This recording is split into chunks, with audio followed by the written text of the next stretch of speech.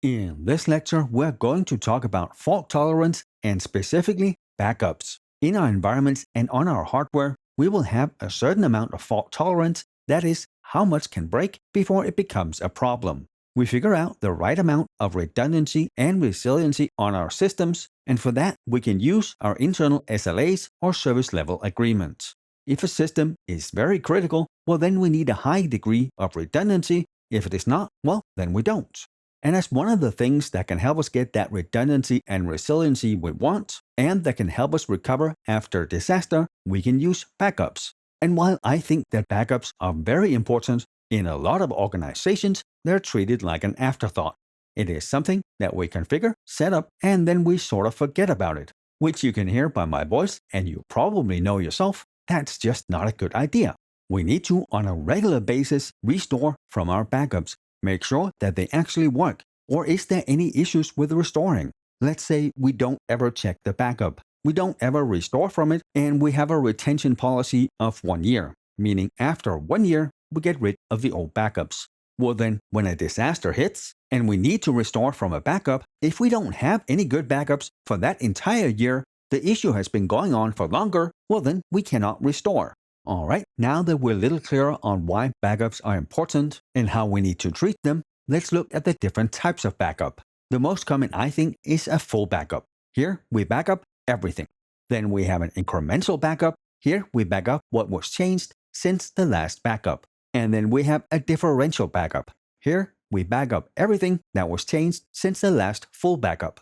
And then finally, we have a copy backup. And a copy backup is exactly the same as a full backup. We back up everything, but we do not clear the archive bit or the flag. Which of these we use and in which combination we have them really depends on our organization, how much data we can stand to lose, how big of a backup system we have, how fast it is, how much data we have, and how fast we need to be able to restore. So for a backup, we build a policy that tells the system how much to back up, what not to back up, and how long to keep the data. We might say we need a full backup, and you need to keep that for 1 year. But the incremental backups, you only need to keep for 30 days. And if we have a well-designed backup system, we would normally have different categories we would put our backups into. So one category could be the backup we just talked about. All full backups are kept for a year, and all incremental backups are kept for 30 days. Once a week, we do a full backup. The other 6 days, or most likely nights, we do incremental backups. Then we might have another policy for servers that are more important or need to be kept longer. We might do the backups at the same time and in the same intervals, but here we need to keep the full backup for 7 years or whatever is required by the industry that we are in. I think in most of the organizations that I have worked in, we've had full backups that needs to be kept for a month, 3 months, 6, 12, 36, 60 months, and 84 months. Or half a year, 3 years, 5 years, and 7 years. And then finally, we would have ones that would have infinite retention. And yes, infinite means that we keep it for as long as we are around. Most of the 5 to 7 year retention policies are built around banking and healthcare. Both the PCI DSS standard and HIPAA requires that we keep data for a certain amount of time and that we keep the data for as long as it is useful or it is required by regulation, whichever is longer. So certain healthcare records might have to be kept for 5 years, others infinity. And since we have records that are kept forever, that means that the tapes we have stored off-site keep growing and growing in numbers. I think most places it's common to do the backups outside of business hours, mostly at night, like at 12, 1, 2 in the morning. Anywhere I have worked, we have done that because doing the backups will have an impact on the systems. It will slow them down a little bit. But if our backup systems are old or we have huge backups, we might choose to run the backups on the smaller and less important systems in the daytime and the larger and important ones after hours. And let me give you an example from my work life that shows you why it is so important that we keep an eye on our backup policies and tweak them every so often. I worked at a hospital in the data center, and the database that we did the backups on for the most important application that we had kept growing. The administrator responsible for the backups had set it with a full monthly backup and then 30 days, or 29 sometimes, of incrementals, which is not a problem. If ever the system breaks down and we had to restore, we could still restore. I mean, if it broke on day 30, we would need the full backup and then the 29 incremental saves, but we could still do it. But the database kept growing, and it does that because it's patient records. We don't really remove anything. At some point, it was so large that the full monthly backup never finished, because that was happening every 30 to 31 days, and to finish, it needed like 35 or 40 days. And this was partly because there was just a lot of data, but it was also because they hadn't upgraded the backup system for 10 plus years. So the administrator thought, you know what, I'll just change the full backup to every 3 months. Then it has plenty of time to finish. But what he didn't do, he didn't change the incrementals, meaning we only kept the incrementals for 30 days. So when we hit day 31, the first incremental was gone. We can no longer restore. If we got all the way to day 89, the day before the next full backup, and the system crashed, we would have lost almost 2 months of patient data, because we do that rolling 30-day backup. And we obviously fixed the problem. We implemented better backup systems. We added more tape drives. But you can't just go in and change a backup policy without thinking through what is this going to affect. And now that I got that out of my system, let's talk a little bit more about backups in general, and then we'll look at the different types of backups more in depth.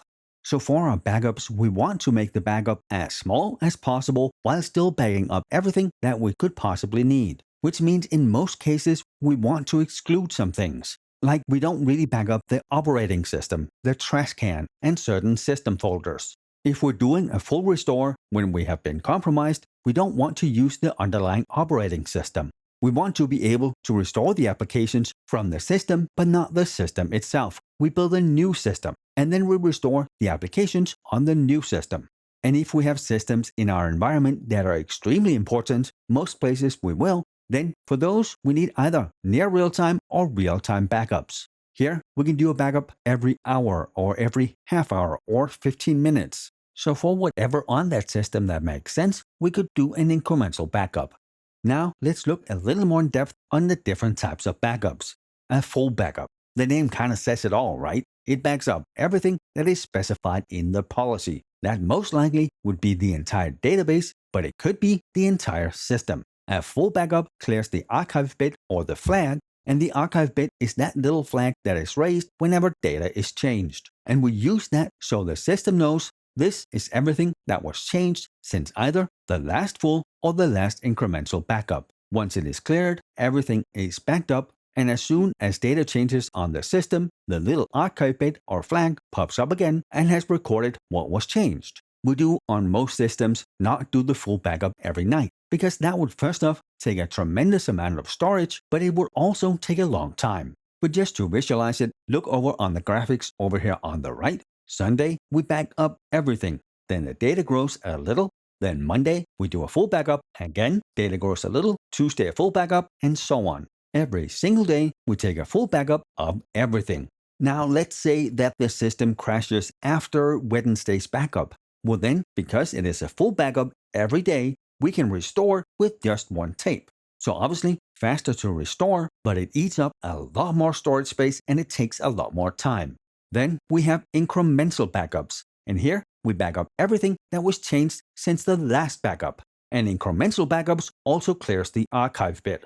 So again, if you look over on the image on the right, looks similar but slightly different. Sunday, we do the full backup. Then Monday, we do a backup of whatever was changed since the last backup. Tuesday, we do the same. Wednesday, the same, and so on. So here again, if the system crashes Wednesday after the backup is complete, well then we need Sunday, Monday, Tuesday, and Wednesday's tapes to do a full restore. And the upside to incremental backups is really that they're so fast. They only back up what was changed since the last full or incremental backups, whenever the archive bit was cleared last. The downside is if we do that one monthly full backup and we do incrementals every day, when we need to restore on day 30, we need the one full backup and the 29 incremental backups. So while obviously this is much faster to do every day because you just back up whatever changed, it's also going to take us a lot longer to restore compared to if we used full backup or full backups and differentials. So now that I mentioned differentials, let's look at how they are different. And the big difference between differential backups and incremental backups is the differential backup everything that has changed since the last time the archive bit was cleared, and it does not clear the archive bit, meaning it backs up everything since the last full or incremental backup. Looking at the image over here on the right again, you can see Sunday, full backup, Monday, differential, Tuesday, differential, Wednesday, differential. If again we have the same crash after the Wednesday backup is done, then we need the Sunday tape and we need the Wednesday tape to fully restore. Only 2 tapes. Or if we use the case where we have the 1 monthly full backup and then differentials every day since then. Here, if on day 30 the system crashes and we need to restore, we need the original full backup and the differential right before the crash. Again, only 2 tapes. So here, of course, we are prioritizing faster restores. But the downside is we back up everything that has changed since the last full backup, which is going to take more storage and take longer time. So now you can kind of see what I mean by we choose the backup that matches our requirements. We choose full and incremental, full or differential, or whatever else matches the policies that we have, our need to restore, and how much storage space we want to use. If we have a ton of storage space and we want to be able to restore as fast as possible, well, we can either use completely only full backups, or we can use full with differentials.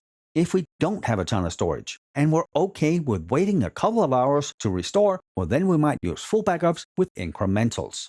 Now, I want to be a little bit clear here. We cannot have a system where the same backup uses both differential and incremental. It needs to be one or the other. We can use full backups with differentials or full backup with incrementals. And I'm talking about a single system here, a single policy. We can, on some systems, have differential and on others incremental. But if we do it in the same policy, it's just going to get messy. I mentioned the copy backups earlier, and the copy backup was the one that was exactly like a full backup, but it does not clear the archive bit. And the places where we would use these is mostly before we do system updates or patches or any upgrade really. We need a full backup of the system before we do anything so we can roll back, but we really don't want to mess with the backup cycle, so we do a copy backup, and if something happens, we revert, and if the implementation goes well, then we can just delete that copy backup. And then finally, the archive bit. We've talked about that enough, I think. That is the little flag that tells us something was changed since the last full or incremental backup. And with that, we are done with this lecture. I will see you in the next one.